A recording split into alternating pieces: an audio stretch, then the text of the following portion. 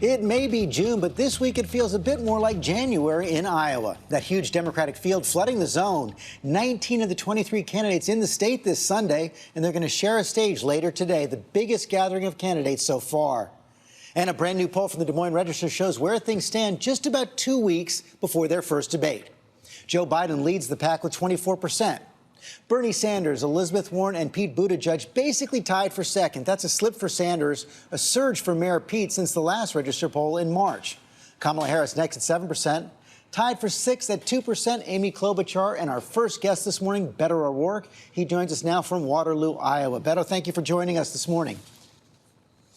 Good morning. I want to start with that Des Moines Register poll. Now, we all know the polls like that can change pretty quickly, especially in Iowa. But the trend shows you've been going in the wrong direction. 11% back in December, 5% in March, now 2%. What's your analysis of what's gone wrong for your campaign? How do you turn it around?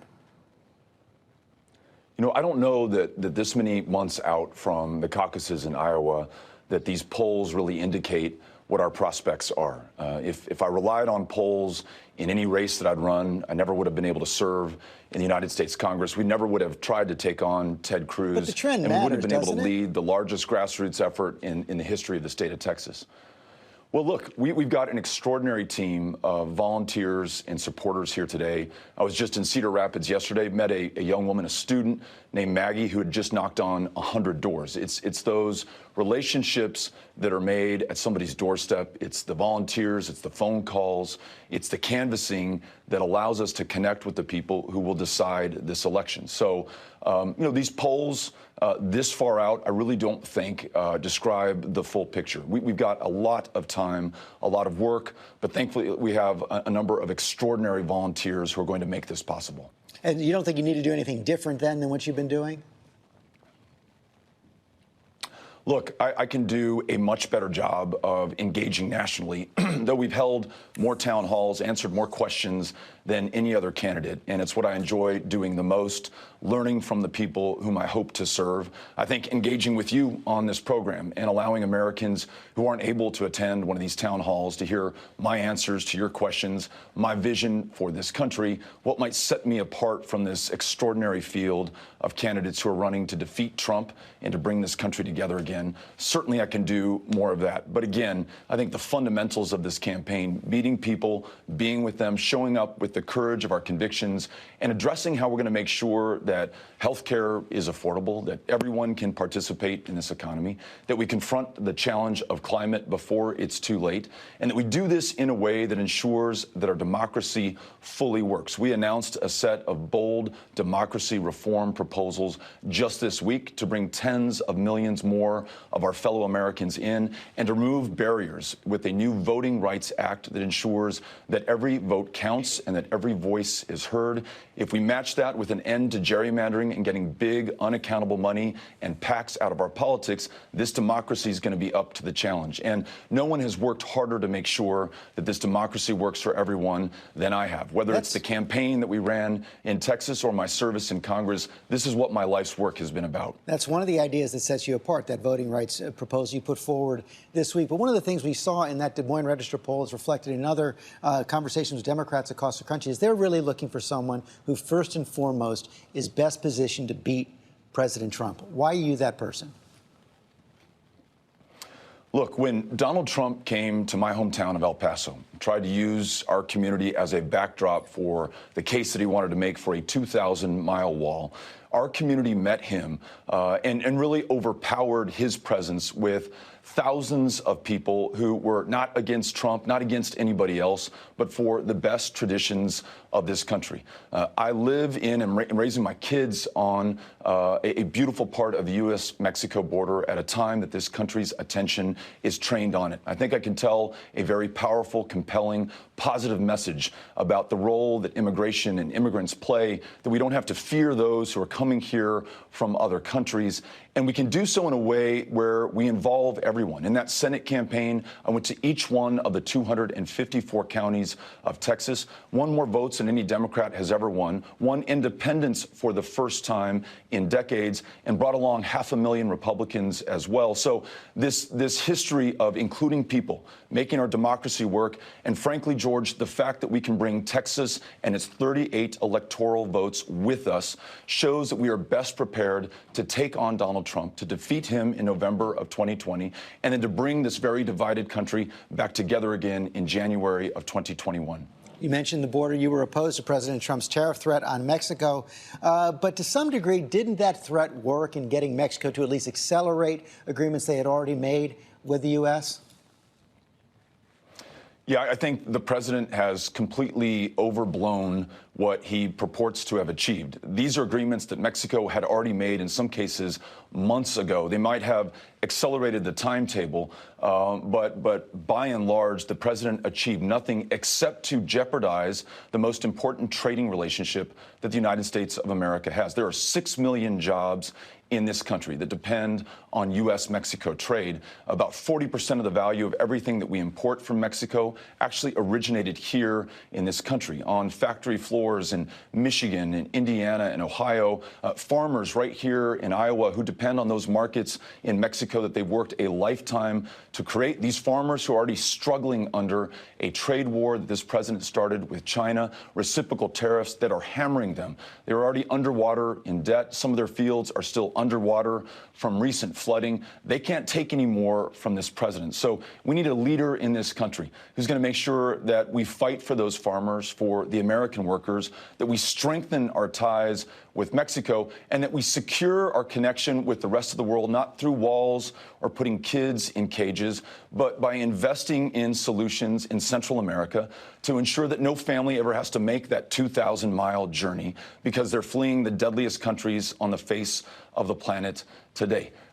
We can do a much better job leading on this issue, making sure that we're secure, and then fully living to our values and fulfilling this country's promise. We saw the frontrunner Joe Biden this week change his position on the Hyde Amendment, federal funding, Medicaid funding for abortions. He's now in line with most of the other Democrats. What do you make of that move, and what does it say about him? I can just tell you that I've always known what I've thought on this issue, that every single woman in this country should be able to make her own decisions about her own body.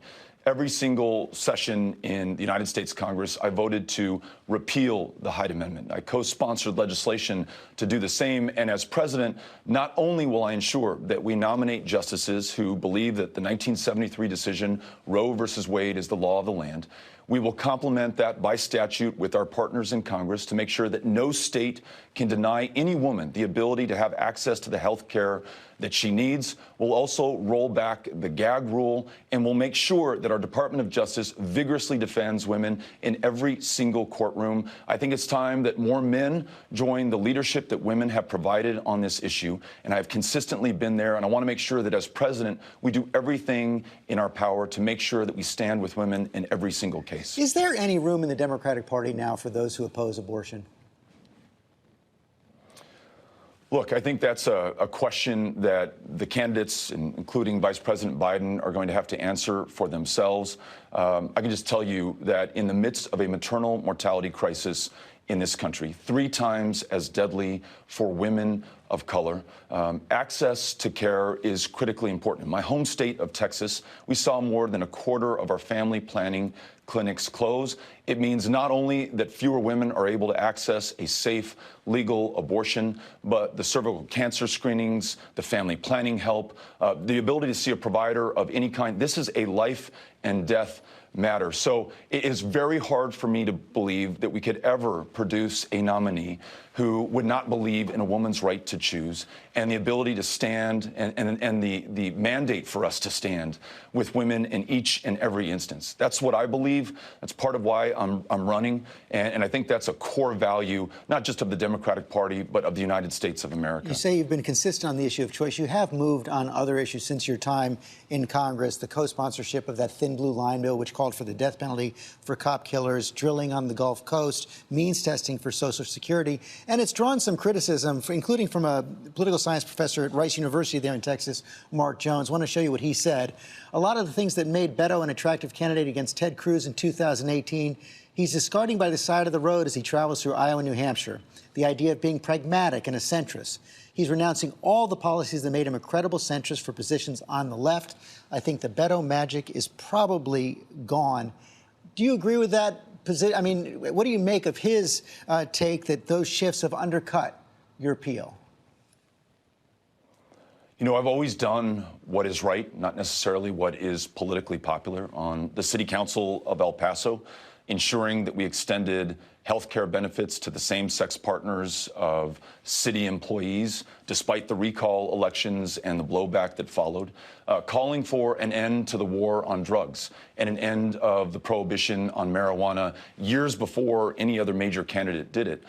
For 5 years running now, haven't taken a dime from a single political action committee because I know that is inimical to our democracy, making sure that people instead of corporations and special interests are represented. So I've always followed my conscience. I've always made sure that I put this country before my next election or any poll or even my own political party. And I will continue to do that as a candidate, and I will continue to do that as president of the United States. So you're not shifting as the party shifts? No, I am who I am. I'm certainly showing up and listening to people and learning from them in every community, but I'm also showing up with the courage of my convictions, the things that I strongly believe in. You can see examples of that in Texas. It may not have been the most popular thing in the world in a proud gun-owning state to be for universal background checks and to end the sale of assault weapons and weapons of war and to call for red flag laws. But I've got to live with my conscience and with my kids, and approaching 40,000 gun deaths a year, I was moved to call this out and to make sure that we describe the leadership that we want to provide to save more lives. Talking about health care also meaning a woman's right to make her own decisions about her own body. We said that in the most rural, the reddest counties in the state of Texas. Universal, guaranteed, high-quality health care for all, comprehensive immigration reform. These are positions that I've consistently held because they are critical to the success of this country. Climate change, we've got to marshal every single resource, every single American in the 10 years that are left to us. And I say this as a Texan, we've got to free ourselves from a dependence on fossil fuels and fully embrace renewable energy technology. And right here in Iowa, put farmers in the driver's seat, pay them for the environmental services that they provide, planting cover crops to pull more carbon out of the air, precision and no-till farming, regenerative grazing to disturb less of the carbon that's in the soil. George, I'm all about bringing everyone into these solutions, regardless of the differences between us, and making sure that this badly damaged democracy fully works. We heard Nancy Pelosi, House Speaker Nancy Pelosi, say this week that she wants to see the president in prison. Do you think President Trump committed crimes that could be prosecuted? He did. I think that's clear from what we have learned from the Mueller report, but I think those crimes might extend beyond what we've seen in the Mueller report. Using public office for personal gain for himself and for his family. The relationship that he has with Vladimir Putin, which has never been properly explained, from the invitation as a candidate to have Russia involve itself in our elections, his efforts to obstruct justice. The fact that he called Vladimir Putin after the Mueller report was released, called it a hoax, thereby giving him a green light to further participate in our democracy and in our elections. If we do not hold the president accountable, we will have set the precedent that some people in this country, because of their position of power, are in fact above the law. And if we do that, we will lose this democracy forever. So regardless of the popularity of the idea or what the polling shows us, we must proceed with impeachment so that we get the facts and the truth, and that at the end of the day, there is justice for what was done to our democracy in 2016 and the other potential crimes that this president has committed. If it's pretty clear that even if the House impeaches, the Senate is not going to convict the president. So if you win, if you become president in 2020, would you want your Justice Department to pursue charges against President Trump? I would want my Justice Department any future administration's Justice Department to follow the facts and the truth, and to make sure at the end of the day that there is accountability and justice. Without this, this idea, this experiment of American democracy comes to a close. We were attacked unlike any other time in our 243-year history. And we have a president who has yet to acknowledge it, and a president who has yet to be brought to justice. So yes, at the end of the day, justice is important, in fact, foundational for the success of this country, no matter who that is, including the person who holds the most important office in the land. Beto O'Rourke, thanks for your time this morning. Thank you, George. Hi, everyone. George Stephanopoulos here. Thanks for checking out the ABC News YouTube channel. If you'd like to get more videos, show highlights, and watch live event coverage, click on the right over here to subscribe to our channel. And don't forget to download the ABC News app for breaking news alerts. Thanks for watching.